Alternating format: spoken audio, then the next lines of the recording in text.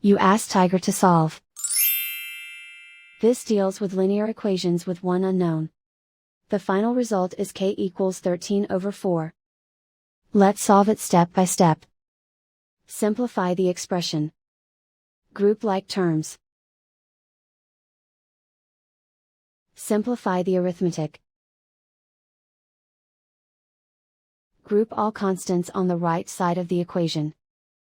Add 13 to both sides. Simplify the arithmetic.